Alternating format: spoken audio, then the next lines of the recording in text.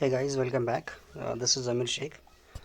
Today we will discuss about the some theories of coordination compound, and one of the most important theory after that valence electron repulsion pair theory that decide the shapes of molecules. Similarly, for that valence bond theory also explain the same concept, but we are focus about the transition elements, how the bonding will be takes place. So the first theory of coordination compound in that we will discuss, that is valence bond theory.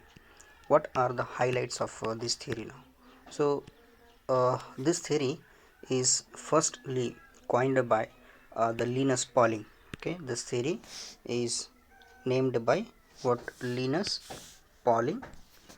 This theory explains the magnetic properties of what complexes, that means magnetic moment and etc. So this theory explains the geometry of complexes and nature of bonding, whether the complex is covalent or whether the complex is ionic.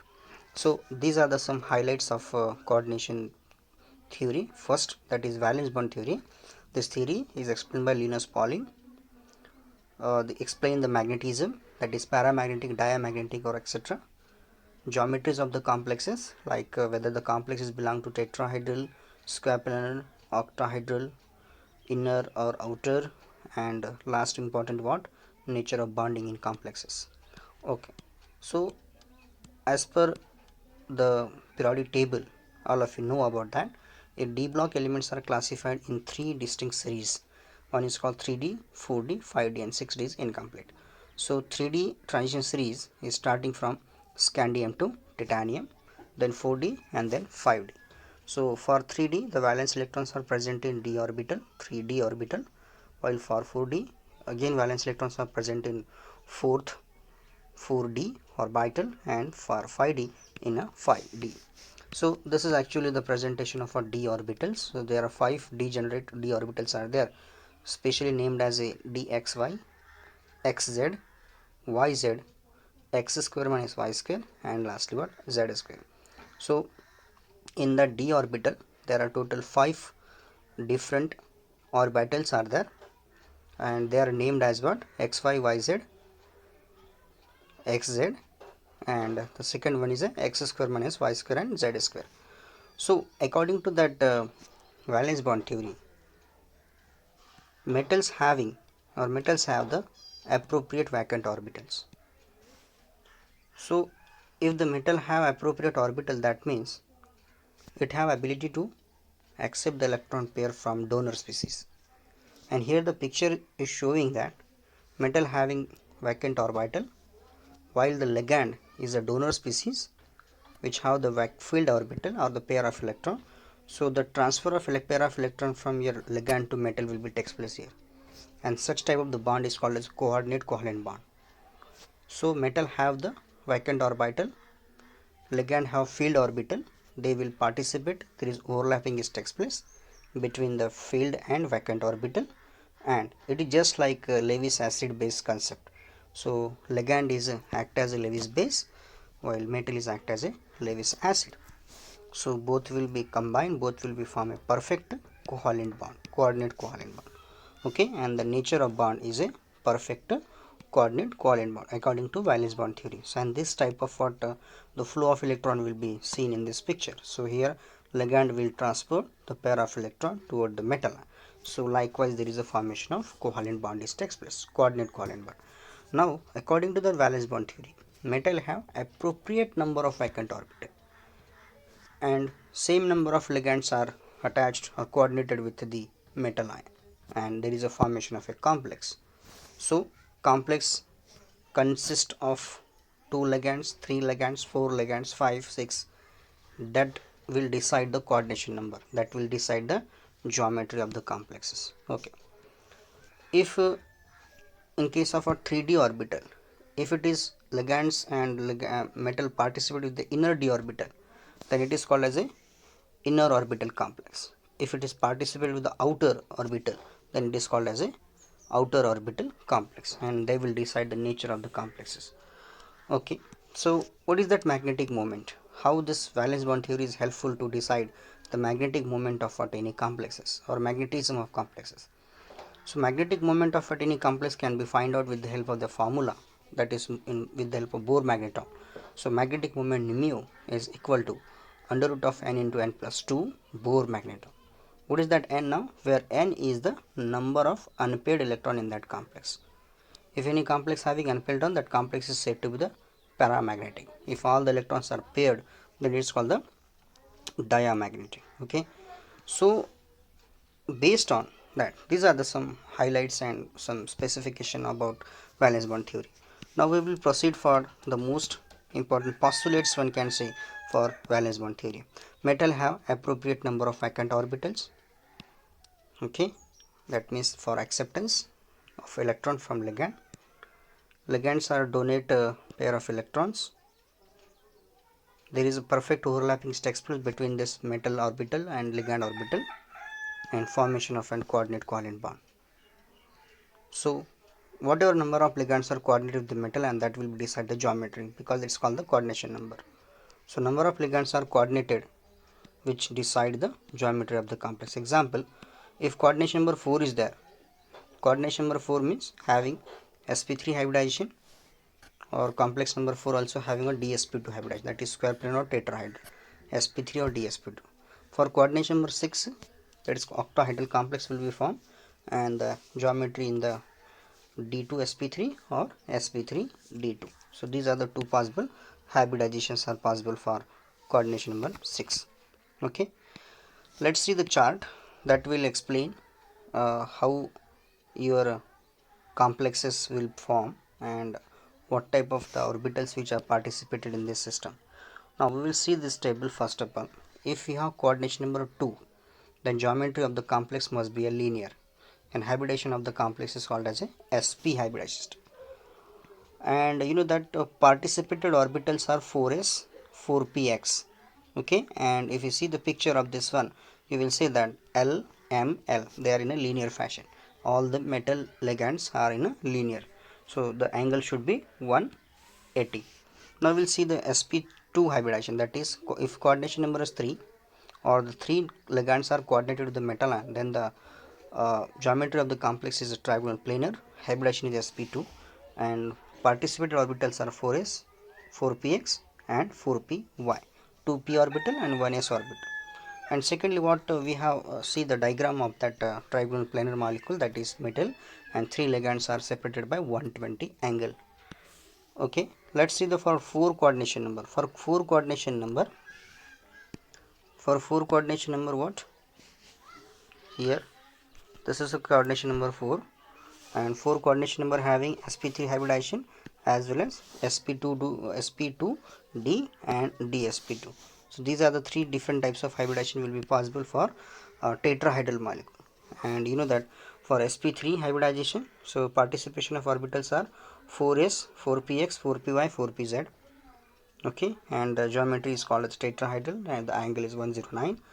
For a square plane complex, there are two possibilities are there, either inner d orbital or outer d orbital, sp2d and dsp2, and based on that we are participating the 3d orbitals, okay, or 4d orbital. Based on that we have two different hybridization, and the structure of the complex is like this. So metal is at the center and 4 ligands are in a plane, they are separated by 90-degree angle. Similarly, we have coordination number 5, that's called the trigonal bipyramidal. The hybridization is dsp3.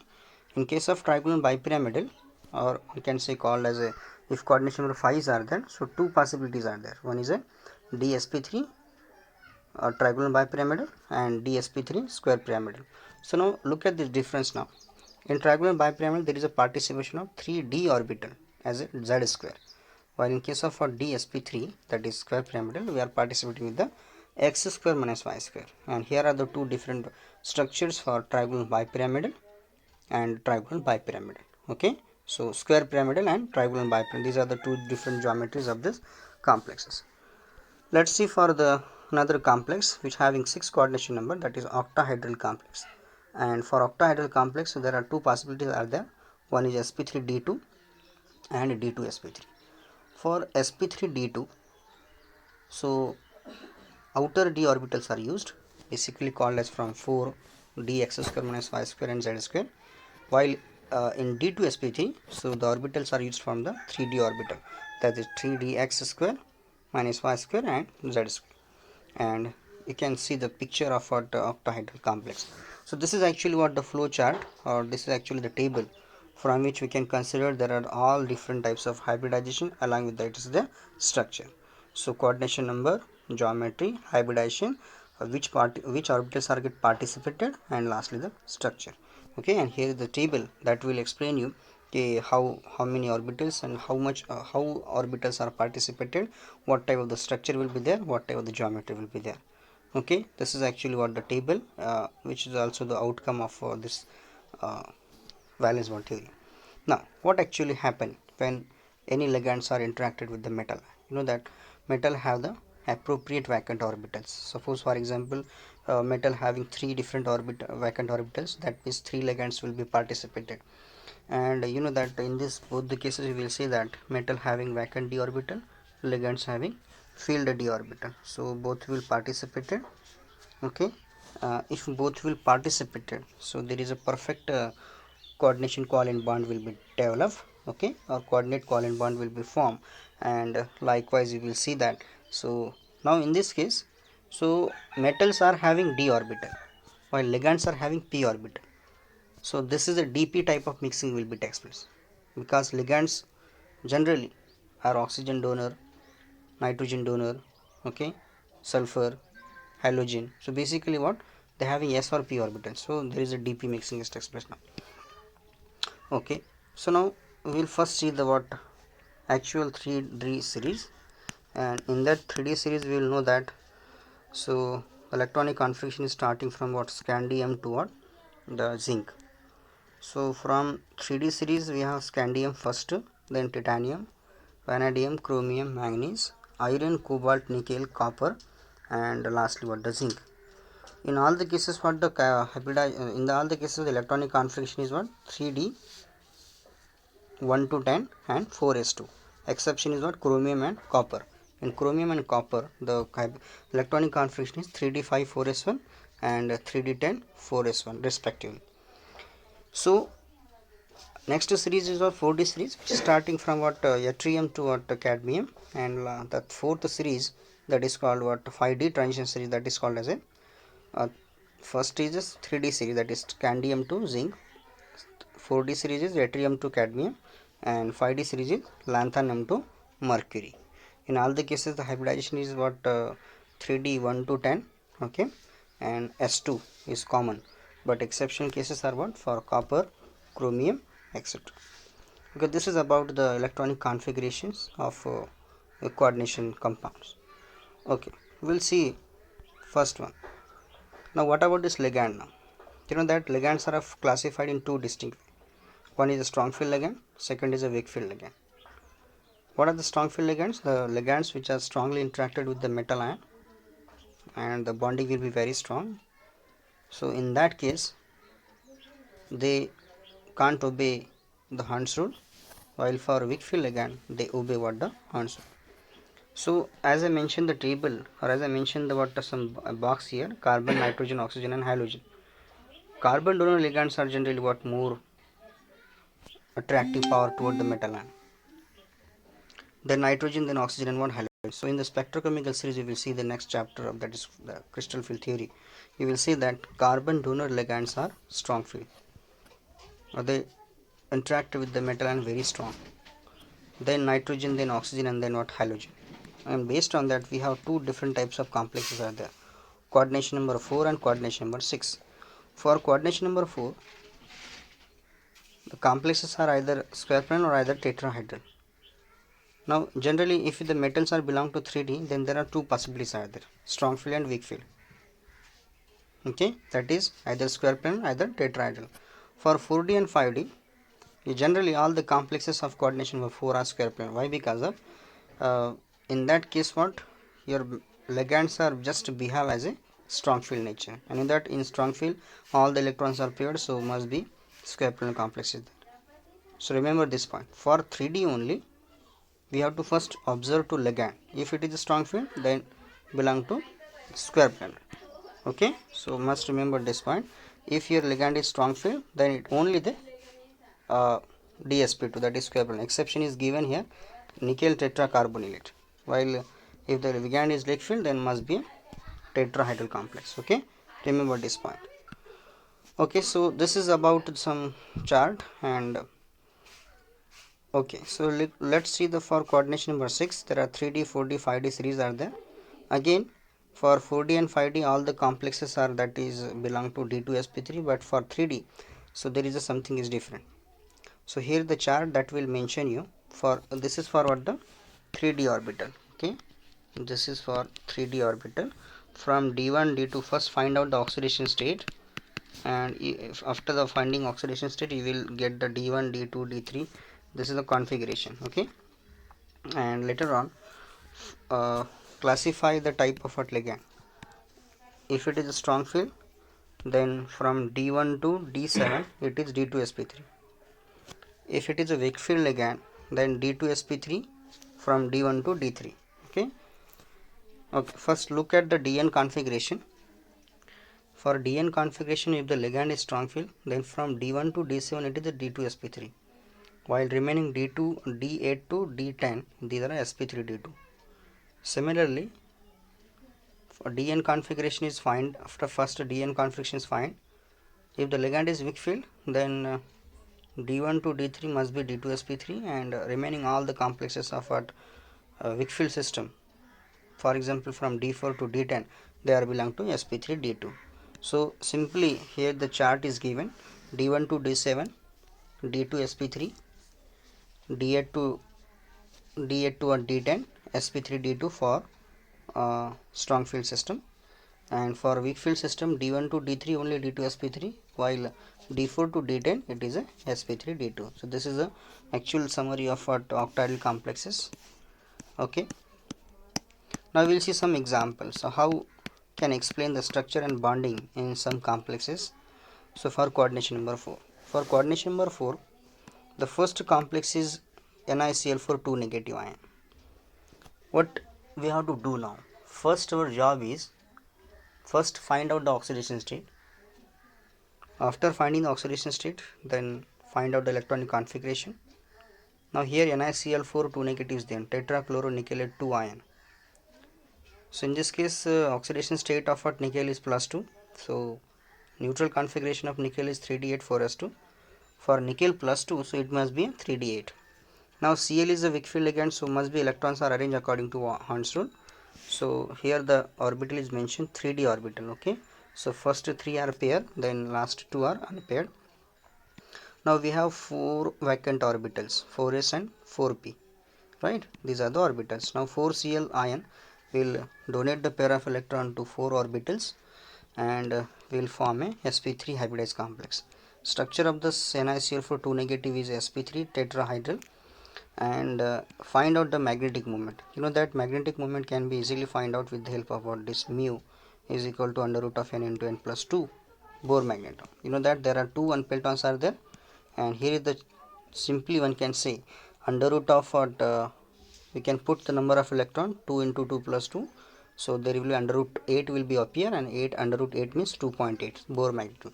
So this complex is a paramagnetic. So very simply one can easily find out the structure, geometry, hybridization, and what magnetism of what any complex, either coordination number 4 or either coordination number 6.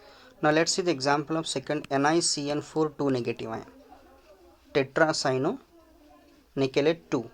Again first find out the oxidation state, that is Ni plus 2. So Ni plus 2 means D8 configuration, 3D8 4s0. Now here the difference is that Cn is a strong field ligand because it is a carbon donor ligand. So all the 8 electrons are paired. Now there are 4 orbitals are vacant. One is 3D, 4s and 4p. So 4 cyanide ion will be donate the pair of electrons to form a dsp2 hybridization, and dsp2 means square plane system. So here Ni plus 2 is there, and 4 cyanides are separated by 90 degree, and now magnetism. So no unpelton, so must be complex is the diamagnetic. So mu is equal to 0 Bohr magneton. So this is the first difference between NiCl4 and NiCN4. Let's look the exceptional behavior of nickel tetracarbonylate 0. Here carbonyls are neutral ligands, so oxidation state must be 0. So the electronic configuration is 3D8 4s2. Now here the electronic configurations are mentioned in this case. All the 4 pairs are there and one vacant orbital of 3d. Now there is a jumping of a 4s electron from 4s to 3d, so there is a 3d 10 will be formed, and 4 orbitals are still remain. One is 4s and 3p. Okay, so basically 4s 4p orbitals are what empty, so 4co will donate the pair of electron to that vacant orbital, so there is a formation of sp3 hybridized system, that is tetrahedral. So this is the what structure of a NiCO4 in a zero oxidation state. Whatever the magnetic moment, so magnetic moment of the complex must be 0, because mu is equal to under root of n into n plus 2. So here 0 unpaired terms, so the complex must be diamagnetic. Now similarly we'll take the example of the complex from 4d or 5d system. PtCl4 2 negative ion, tetrachloro platinate 2. Now first find out the oxidation states. Here platinum is in exist in the plus 2 state, just like a nickel, so configuration is D8S0. Now here chlorine is a weak field ligand, but because of your metal, so we have to consider it is a strong field ligand. And now similarly all the 8 electrons are paired, and 4Cl will donate the pair of electron to vacant orbitals, and that's why there is a formation of dsp2 hybridization, which is square planar. So this is the first difference between NiCl4 and PtCl4. So complex is what square planar, and magnetic moment must be a 0. Similarly, you can find the structure of structure and bonding in case of what Wilkinson catalyst, that is RHPPS3 thrice Cl. So chlorotris triphenyl phosphine rhodium 1. So here oxidation state must be find out first, and then arrange the electron. So the complex is square planar, we have to find out this one. Okay, this is a question for you people. Okay, thank you for watching this video. If you like this content, so must share and subscribe to our channel for the latest update. Thank you.